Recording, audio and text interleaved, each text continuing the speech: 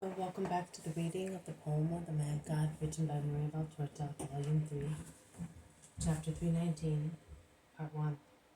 Storm and Miracles on the Ship. 5th November 1945.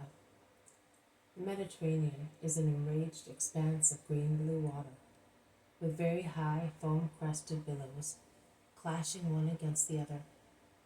There is no thick fog today, but the seawater, pulverized by the continuous pounding of breakers, is turned into a burning, salty dust that penetrates even into people's clothes, reddens eyes, irritates throats, and seems to spread like a veil of salt powder everywhere, both in the air, making it opaque as thin fog does, and on things that seem sprayed with bright flour, the minute salt crystals. That happens, however, where there is no pounding of billows, or where the waves do not wash the deck from one side to the other, crashing onto it, rushing over the ship's side, then falling again into the sea, with the roar of a waterfall, through bilged drain holes in the opposite side, and the ship rises and plunges into the water, a twig at the mercy of the ocean, a mere nothing compared to it, squeaking and moaning from the bilges to the tops of the masts. The sea is really the master, and the ship its plaything.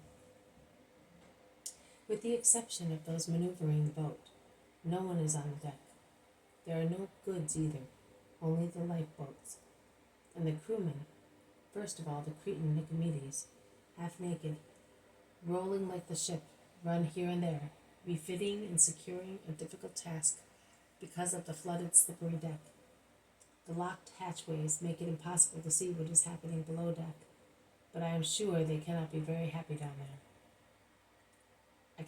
I cannot make out where they are, because there is nothing but sea around and a remote coast, which appears to be a mountainous one, with real mountains, not hills. I would say that they have been sailing for more than one day, because it is certainly morning, as the sun, which appears and disappears among thick clouds, is shining from the east. I think that the ship is making little progress, notwithstanding that she is tossed about so much, and the sea seems to become more and more precipitous. With a frightening crash, a part of a mast, the precise name of which I do not know, breaks off, and in falling, dragged by an avalanche of water which collapses on the deck, together with a real whirlwind, knocks down part of the ship's side. Those below must feel that the ship is foundering, and that is proved after a moment when a hatch is half opened and Peter's gray-haired head juts out. He looks around, sees, and closes the hatch just in time to prevent a torrent of water from falling through it. But later, in a moment of calm, he opens it again and jumps out. He clings to supports and watches all hell let loose, and he whistles and mumbles, commenting the situation. Nicomedes sees him. "Away! Go away," he shouts. "Close that hatch. If the ship becomes heavier, she will sink. We are lucky if I do not have to throw the cargo overboard. Never seen a storm like this. I'm telling you, get away. I don't want landlubbers in my way. This is no place for gardeners," and he cannot continue because another wave sweeps the deck, drenching all those on it. "See," he shouts to Peter, who is dripping wet. "I see, but it doesn't surprise me. I am not capable only of looking after gardens. I was born on water, of a lake, that's true, but even a lake. Before being a gardener, I was a fisherman, and I know." Peter is very calm, and he knows how to be with the rolling of the ship perfectly well, with his sturdy legs wide apart. The Cretan watches him while he moves to go near him. "Are you not afraid?" he asks him. "I wouldn't dream of it." "And the others?" "3 are fishermen like me. That is, they were. The others, with the exception of the sick man, are strong. Also the woman. Watch! Look out! Hold on!" Another avalanche of water invades the deck. Peter waits until it is over and then says, I could have done with this coolness last summer. Never mind. You were asking what the woman is doing. She is praying, and you had better do the same. But where are we now, exactly? In the Cyprus Channel? Cyprus Channel? I wish we were. I would sail to the island and wait for the elements to calm. We are just off of Colonial Julia, or Berytus, if you prefer so. Now we will get the worst of it. Those are the Lebanon mountains. Could you not go in there where the village is? It's not a good port. Reefs and rocks. It's not possible. Watch.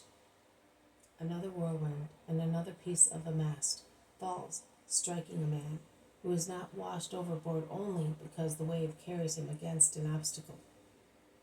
Go below deck. Go. See? I see, but that man? If he is not dead, he'll come around. I cannot look after him. You can see. In fact, the Cretan has to have eyes in the back of his head for the sake of everybody's life. Give him to me. The woman will look after him. Anything you want, but go away. Peter creeps as far as the motionless man, gets hold of his foot, and pulls him towards himself. He looks at him, whistles. He grumbles. His head is split like a ripe pomegranate. The Lord should be here. Oh, if he were. Lord Jesus, my master, why have you left us?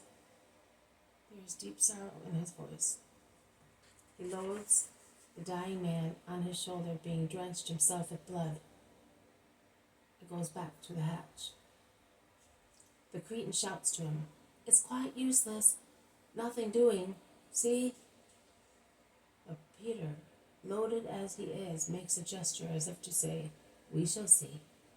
And he presses against a pole to resist a new wave.